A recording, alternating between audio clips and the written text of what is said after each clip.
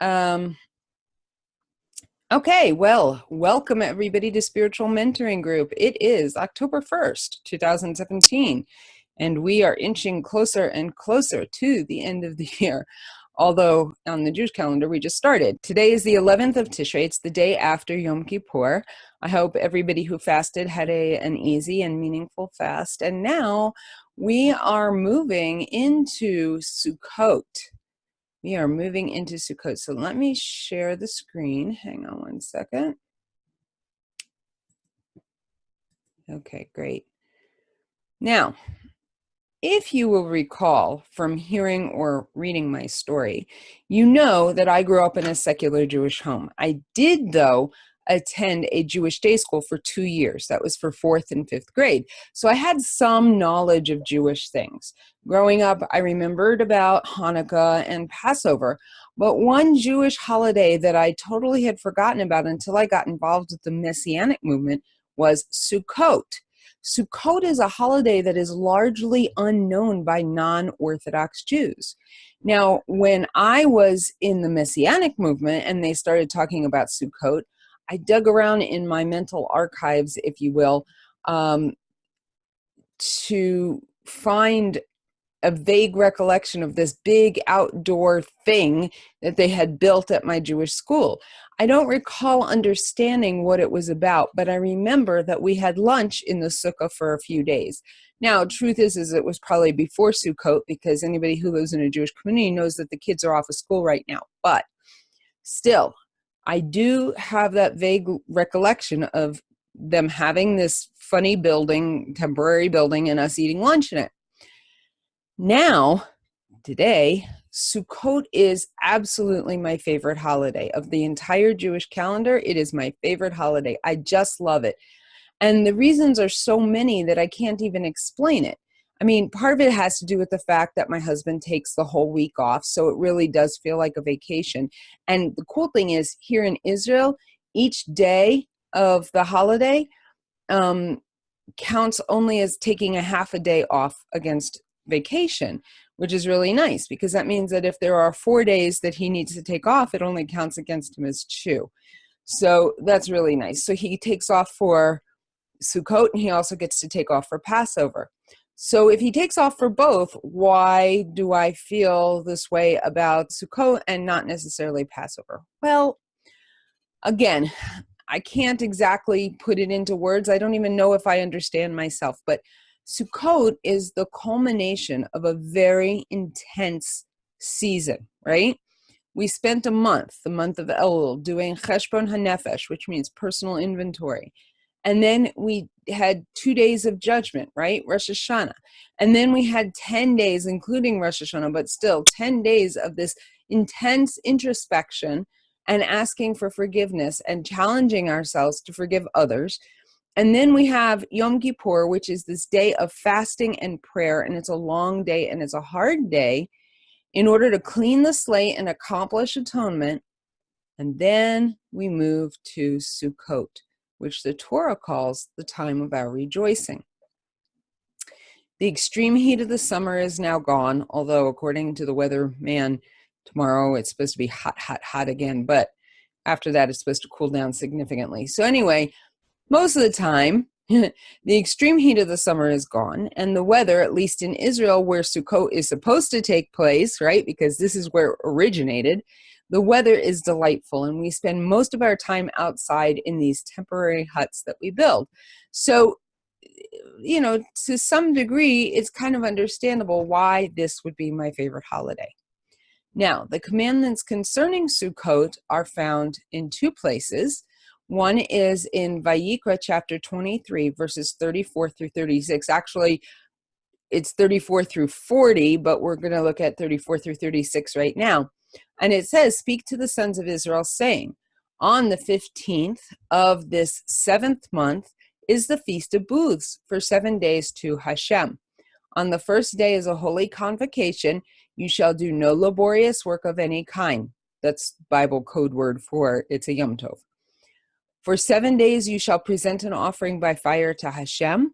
On the 8th day you shall have a holy convocation and present an offering by fire to Hashem. It is an assembly. You shall do no laborious work. All right, that's one passage. The next passage is found in Devarim, chapter 16, verses 13 through 15. It says, "You shall celebrate the Feast of Booths 7 days after you have gathered in from your threshing floor and your wine vat.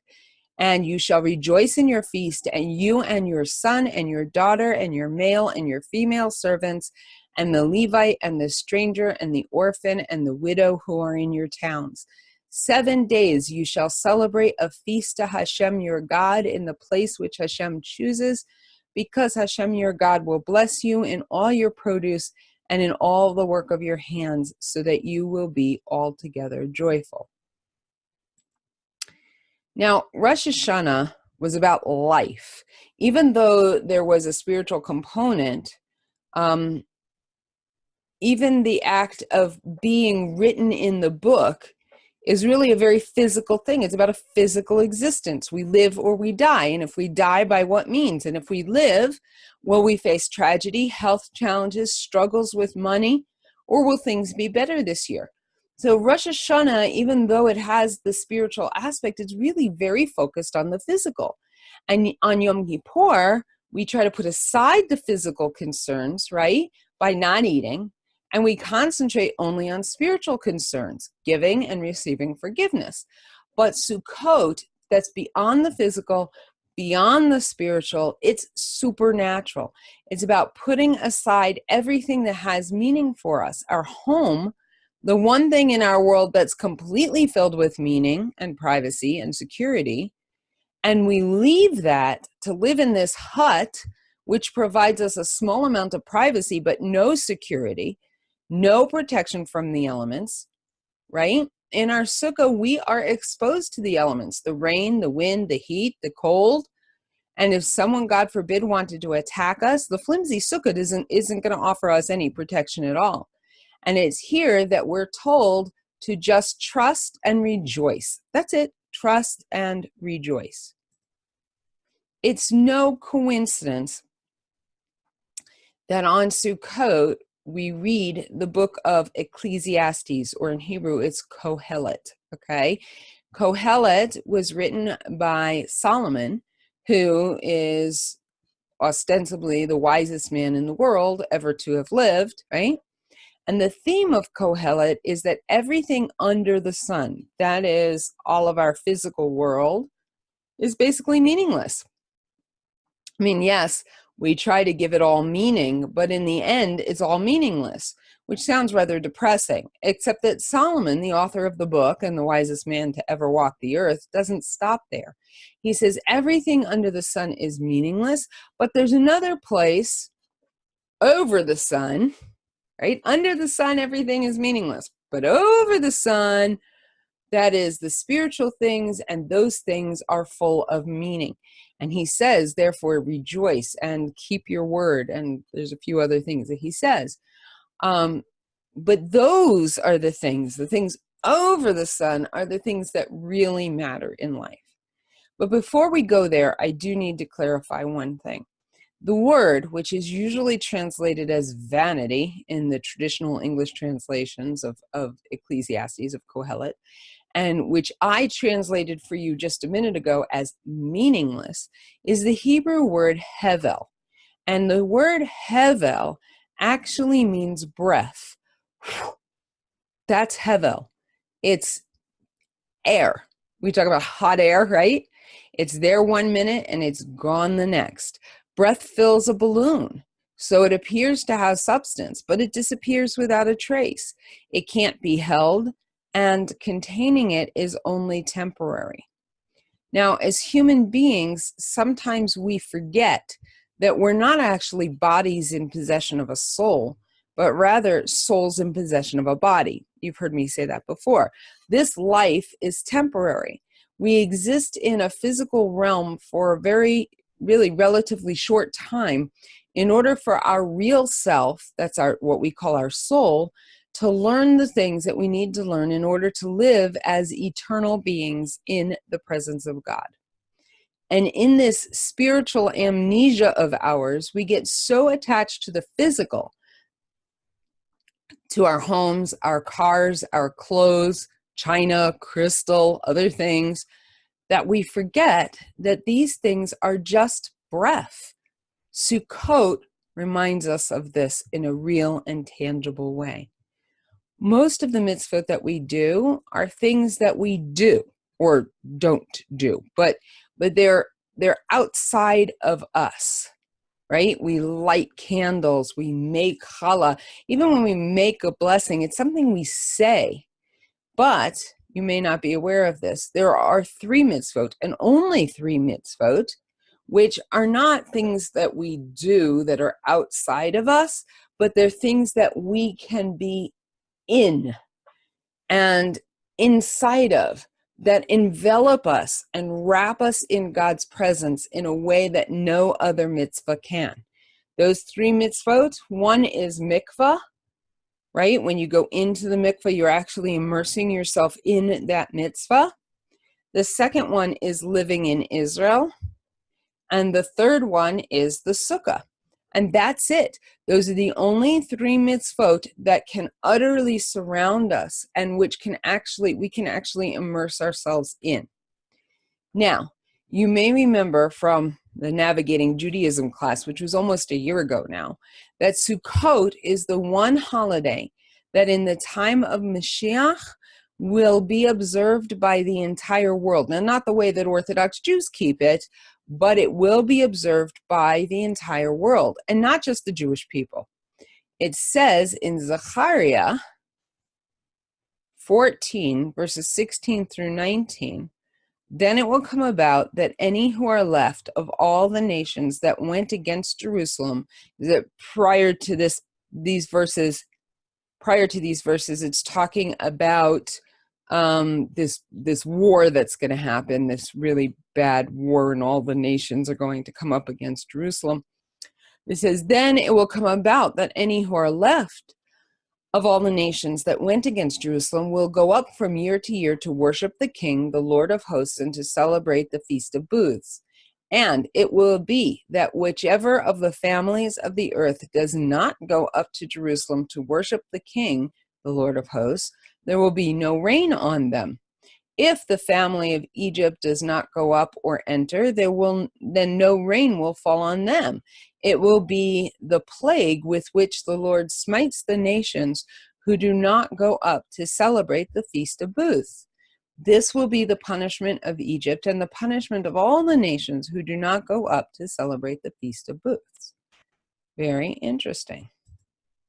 So now there are a lot of different opinions on what mitzvot a Noahide may do, right? I mean, the passage that we just read is talking about in the time of the Mashiach that the nations are going to come and bring an offering to Hashem, ostensibly at the temple in Jerusalem, okay? But the passage still doesn't say, is that all they're going to do? Are they going to keep it in some other way? And if you've been with me for any length of time, you know that there are a lot of different opinions on what mitzvot a Noahide or non-Jew, a righteous Gentile, may do. And this applies not only to the mitzvot in general, but to Shabbat and holidays specifically. There's a lot of different opinions on what a non-Jew may do. And I mean, there are some opinions that say that a non-Jew can't do anything, but there are a lot of pretty good, hefty commentaries that say that a non-Jew can honor all of the Jewish holidays, just not in the same exact way that a Jew does. All right, now, the general rule of thumb is that a Noahide may honor the Jewish holidays and Shabbat, but only in ways that make sense for a non-Jew. What does that mean? Well, a good example would be Shabbat, right? Having a nice dinner on Friday night is not something that's like crazy that a non-Jew wouldn't necessarily do. Lots of people like having a candlelight dinner on the weekend, right? So having a dinner on Friday night, lighting candles to enhance the mood, taking a day off for rest, those are all things that make absolute sense for a non-Jew. However, once we get into other halachas, the waters start to get a little bit murky. it doesn't make sense for a non-Jew to not tear toilet paper. I'm sure that I could come up with better examples if I thought about it. But for example, does it make sense for a non-Jew to refrain from cooking? Well, not really, unless the non-Jew feels that on his or her day off, she or he doesn't want to cook. Then it's okay. Same thing like wearing nice clothes seems to make sense. But then there's other odd things that we do that don't make sense for a non-Jew. I mean, frankly, they don't make sense for a Jew either, except that we were commanded to do them. So we do. So regarding the holiday of Sukkot, it seems that building a sukkah is permitted for a non-Jew because in some way it makes sense that a non-Jew might want to build a temporary shelter in which to enjoy the outdoors and still maintain some privacy and some shade from the sun, right? Jews aren't the only people in the world who have pergolas. So that actually makes some sense, right? So pretty much all of the rabbis seem to agree that that's okay, but they all also agree that taking of the 4 species, the lulav and the etrog, which we'll get to in a minute, and waving them in every direction, well, that just doesn't make sense. We do it because we're commanded to, but no one would ever say, hey, let's take a couple of stems from the myrtle and from the willow and a palm frond and a weird looking lemon-like fruit, and let's put them together and wave them in every direction.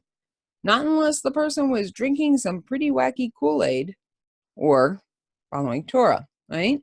Okay, so how are we commanded to observe Sukkot? It looks like we're going to have a short class today because I'm running through the material pretty quickly. Okay, if you look at the verses, which we looked at earlier, you see that it's a 7-day holiday with an additional 1 day tacked on at the end.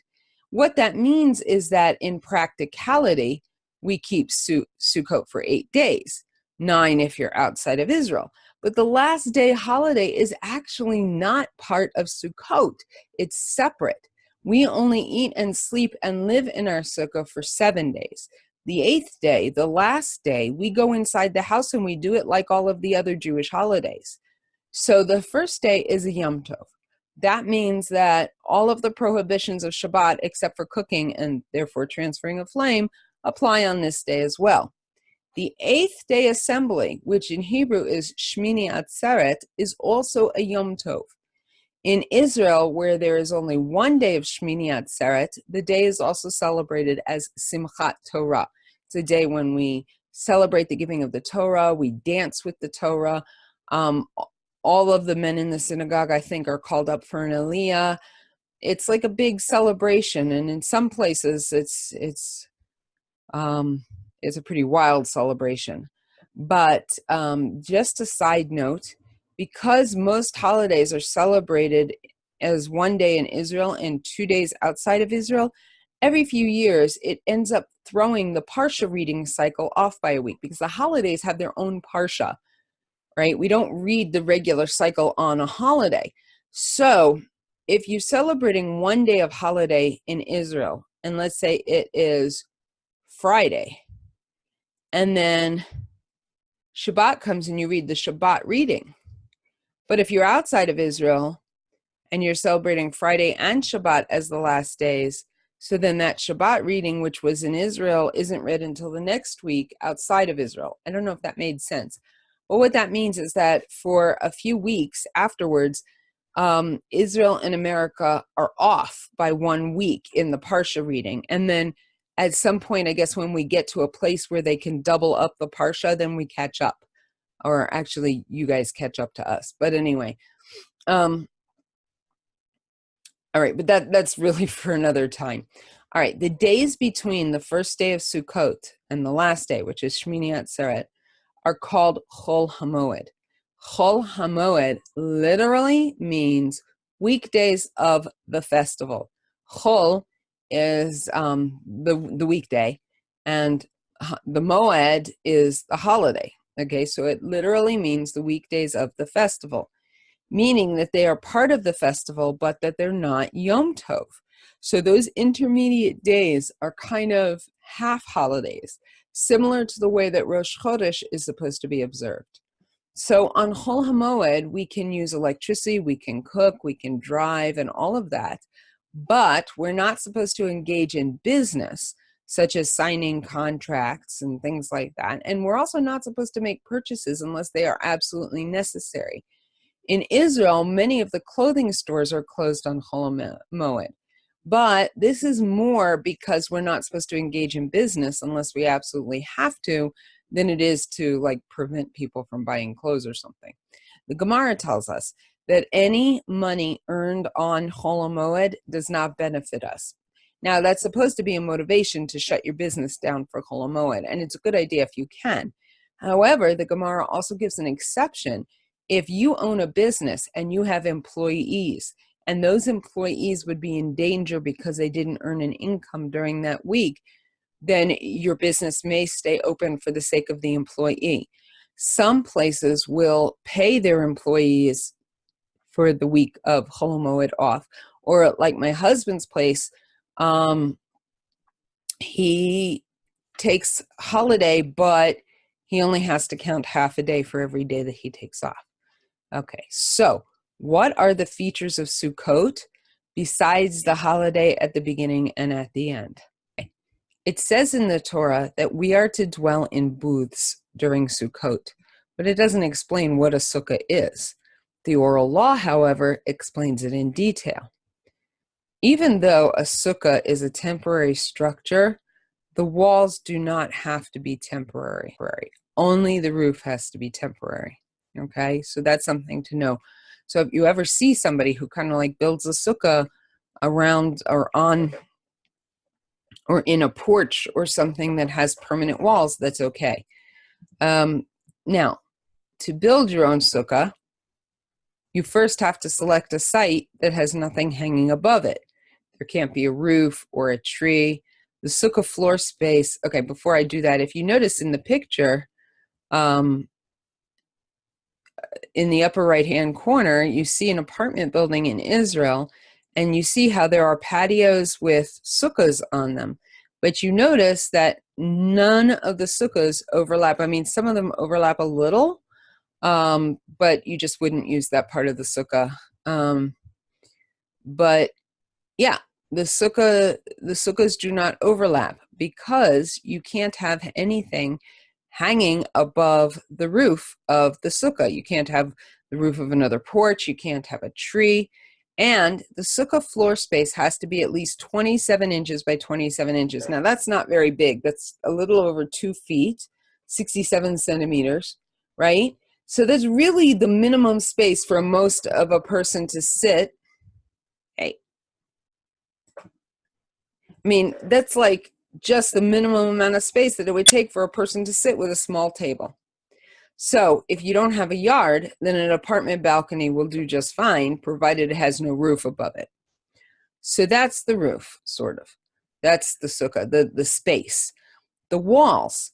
A kosher sukkah needs to have at least 2 complete walls and a small part of a third wall. So you see that sukkah in the picture that only has 3 walls, completely kosher. The sukkah has to have 2 complete walls and a small part of a third wall. The walls can be of any material as long as they're sturdy enough to withstand a normal wind and are not completely see-through. A sukkah made entirely of trellis panels is not kosher. Now, I'll tell you, on Google, I saw a picture of a sukkah that looked like it was made of trellis panels, except on the inside, they had hung tapestries. So even though on the outside it looked like trellis, on the inside it had tapestries hanging, okay? Now, the walls can be made of cloth as long as the cloth is tethered well enough that they don't blow in the wind. The walls have to stay secure. They have to stay in place. They also have to get close enough to the ground that an animal cannot go underneath them. That means that the walls don't technically have to touch the ground. They have to be tethered, and they have to be close enough to the ground that an animal wouldn't be able to get underneath them.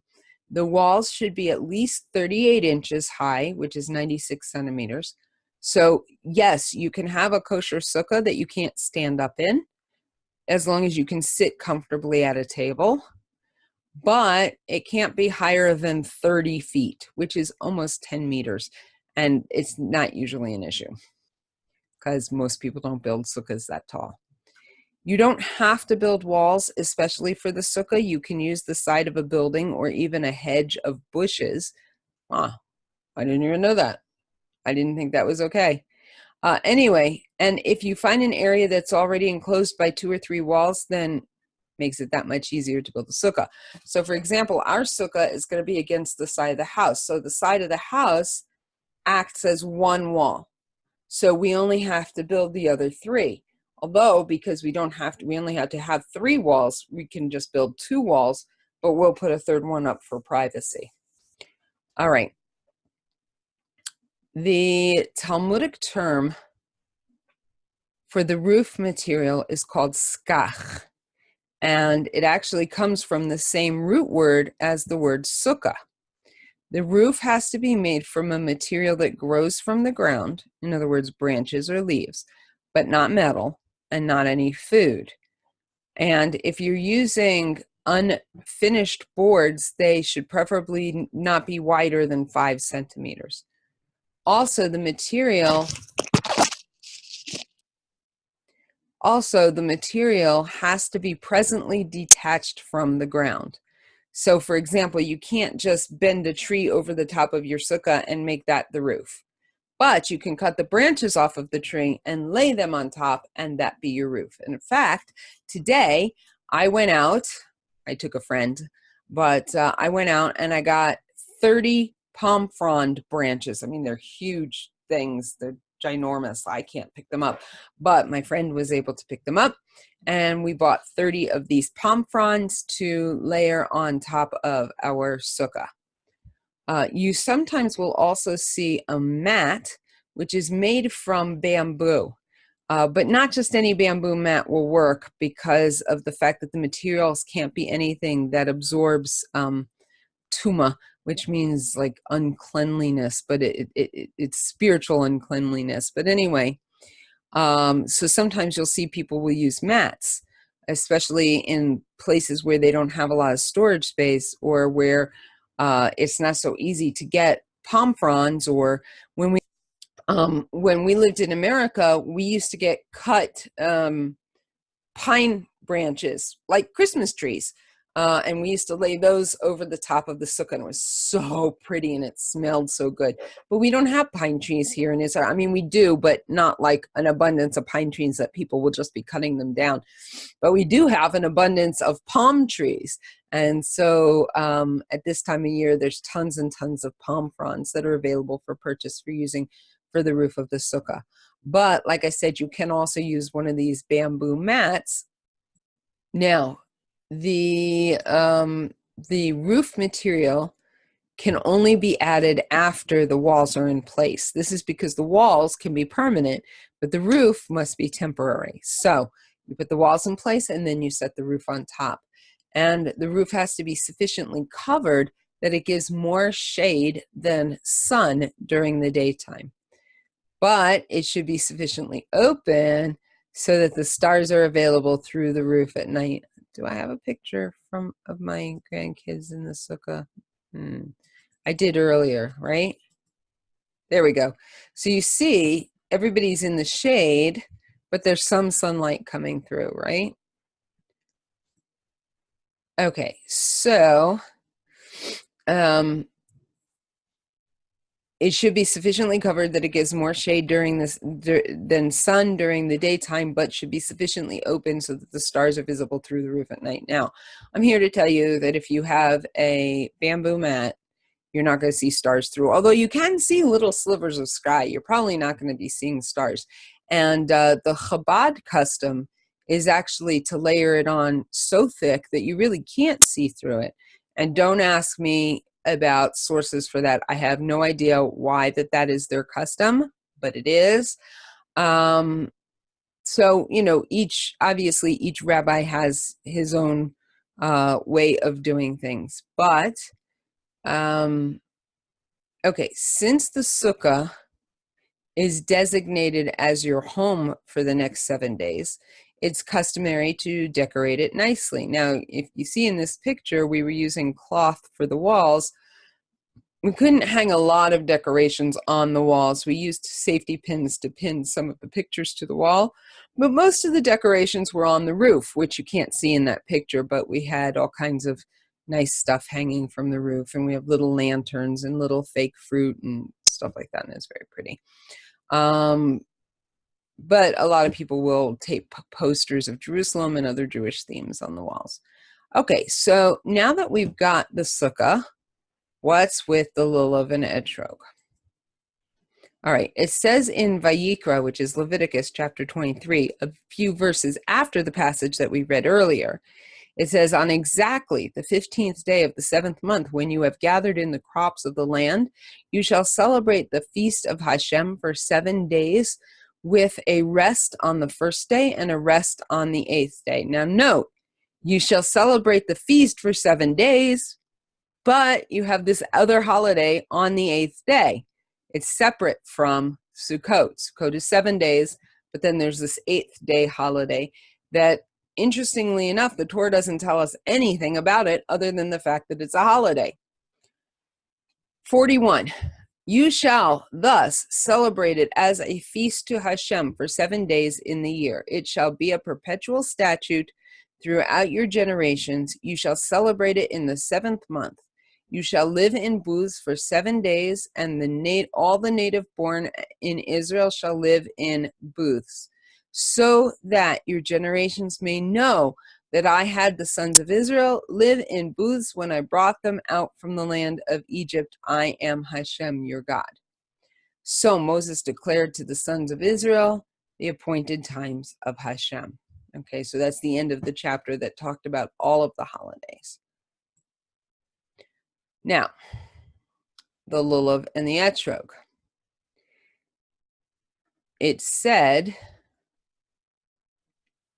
you shall take for yourselves the foliage of beautiful trees, palm branches, and boughs of leafy trees and willows of the brook, and you shall rejoice before Hashem your God for 7 days. Now, this version, this translation says foliage of the beautiful trees. Other translations say fruit. And since I don't have the Hebrew in front of me, I can't tell you what the correct translation is of it. But we understand that phrase of the beautiful tree to be the etrog. The etrog is the lemony looking fruit. It is related to a lemon, but it is not a lemon. It's something different. One year when I was teaching Hebrew school at a Reform synagogue, I think I was teaching pre-bar mitzvah age kids. But anyway, we took the etrog and we cut it open and I had everybody taste it. And it's way more tart than a lemon is. So you should have seen the kids. They were just going wild. But anyway, there are a lot of metaphors attributed to taking the 4 species. That's the term that's used for those 4 items together. It's called the 4 species. You have the etrog, which is the lemon-like fruit. You have the branches from the willow. You have the branches from the myrtle, and you have the palm frond. 4 completely separate species. But the Torah doesn't tell us why God told us to take it. It just says we're supposed to take it. And we wave it in every direction and all this stuff. But why? Well, if you think about it, when we were wandering in the desert, that was one time in history that the Jewish people were actually united. We actually had true unity. We were wandering in the desert. We had no means of income. God had to take care of us completely. We had to trust him completely. We were all in exactly the same situation. Now, some say the 4 species represent different kinds of Jews. Taste, there's 2 attributes to these 4 species. One is taste and one is smell. Okay, so they say taste represents learning and smell represents good deeds. So the etrog has both taste and smell. The lulav has taste but not fragrance. The myrtle has smell but no taste, and the willow has neither. Each represents a different type of man. Some have both learning and good deeds. Some have learning. Some have good deeds, one without the other. And some have neither. But real community is found in their being bound together and brought under one roof. There are, of course, many other understandings of what the four species represent, and you can Google it and you'll find all kinds of stuff. You have Kabbalistic understandings and you have other practical understandings. But when I wave my lulav and etrog on Thursday morning, I'm going to be praying for unity among the Jewish people, that we may merit the coming of the Mashiach and the final redemption of the world. So, turns out that I'm done. That's all of the material that I prepared. And like I said, I'm not feeling very well, so I'll probably cut this short. But do either of you have a question? If you have any questions you would like to ask, now's the time to ask it. But you'll have to unmute yourself because I can't hear you. Virginia? Yeah. I did hear that that the etrog doesn't go to waste, that it can be used afterwards. Mm-hmm. Yeah, absolutely. Actually, we save everything. The etrog is often used to make spices for Havdalah. Some people will painstakingly pierce it with cloves, and that does something to preserve it. It'll shrivel up a little bit, but it'll smell incredible, this lemon and clove scent. I tried it one year, but I found that, look at that etrog. You know how many hundreds of cloves it would take to cover that thing in cloves? It was hours and hours and hours and hours and hours of work. And yeah, so I'm never doing that again. But it's really incredible if you do it. It is just so amazing, the smell. Yeah. So, and then but I believe they're quite expensive. I know in London you can pay up to £15 for one. Yeah. I mean, the truth is that if you think about it, yes, £15 for a piece of fruit is a lot of money. But if you think of it in terms of, okay, we're preparing for the holiday, £15 for something for a holiday is not that much money. You know what I mean? Like, so. No, I'm not saying, I'm just saying, you know, the value of it. Oh, yes. Oh, yes. Some are very, very expensive. Also, you should know that some people will take the etrogs, they'll collect people's etrogs, and they'll make a liqueur, which they then will, they'll let it cure, and then they'll have it on Purim, or for some special event or whatever, they'll bring out this etrog liqueur. And I think some people also make a jam out of it. And I'm trying to remember, they give it to women. I can't remember if it's supposed to be a sign for an easy childbirth or to get pregnant or something like that. But anyway, you know, us Jews and our superstitions. But anyway, yes, the etrog is, it's not just thrown out after the holiday. It can be used in a wide variety of ways. And the other things, what happens with them? So, the myrtle. Yeah, it's all going to dry up, right? Obviously, it's all going to dry up over the next 6 months. We take ours and we burn it with our chametz at Passover, with our leavened items. But I think there's something else that some people do with it. They use it for Hoshana Rabbah, maybe. But anyway, yeah. So it's used for different things over the year. Oh. Yeah. Is it like, has it got a nice smell? Can you use it in cooking? I don't think so. I mean, you certainly would. Like drying out herbs and drying out parsley or rosemary or thyme or something. The myrtle might have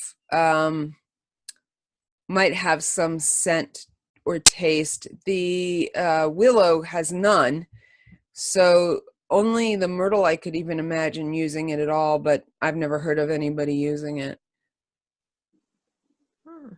Interesting. Yeah. Because I know people go through a lot of, they don't just go and pick up one, and they take time Right. choosing and Yeah, my husband selecting did the that one. this evening. He went to the Shuk Really? in Jerusalem, and he went Oh, and he picked his lulav and his etrog, and yeah. So his is green. Oddly enough, you would think that the yellow one would be considered more beautiful, but in some circles, a green one is actually considered more beautiful. And anyway, so he picked all his, and so he's got his now, and the next couple of days he's going to finish building our sukkah, and yeah, then we're going to celebrate. Hi, Rivka. wow. Good to see you. Glad that you made it, even if it was a little bit late. Yeah, I wanted to ask about that. Excuse me. I thought the classes started at noon my time. So I'm really sorry that I'm late, but I Wait a minute. No, we moved it up an hour. It had been 10:30 my time, which is 7:30, which is 3:30 New York, which was 12:30 California. yes. We moved it up 1 hour because 10:30 to 11:30 is just very, very late. And Yes, it is. you know, and Leah Sprinza, who hasn't been able to join us but will eventually, she is in Sweden, which I think is in the same time zone I'm in. I'm not sure. Yes, it is. None of the times we choose are working for Farah, which is, I may switch back. I'm just not sure what I'm going to do. So I still have to think about that. But yeah, so I will try to get this edited and uploaded as quickly as possible. And then you can also, I did the one for last week. I didn't upload it to the website, but I did post the link. So anyway, I'll get those up on the website so you can just go back and watch any ones that you've missed.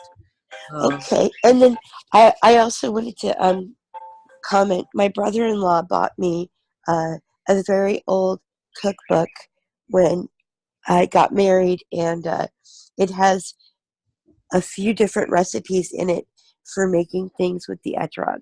Oh, very cool. Yeah, one is it's almost like a marmalade. Mm-hmm. And that's the jelly I was talking about, probably. Yes, it's very good. I made it once a long time ago, and I haven't done it in a while. And my daughter's expecting right now, so we were talking about making it again, but I can't remember if the cookbook talks about the pregnancy aspect or not. But You that's could really probably Google interesting. it. You could probably Google it. Like, what is the etrog, eating etrog jelly? Just put in etrog jelly and see what comes up. Yeah, I'll do that. Probably explain it. And if there's anything in my cookbook, I'll post it up on the Facebook group. Great. Wow, that's Great. excellent. Yeah. So I apologize that the lesson was short today, but the truth be told, I don't know if you can tell by looking at me, but I am not feeling well. So I think I'm going to sign off, and I hope you guys have an amazing holiday. I will let you know whether or not we're going to have class next week. We may or may not have class next week, but I wanted to get this one in so we could at least talk about Sukkot, so that you guys would feel like you're going into the holiday at least having some awareness of it. And yeah, so I hope you guys have an amazing week, and I look forward to seeing you next time that we get together. Awesome. All right. Good night, ladies.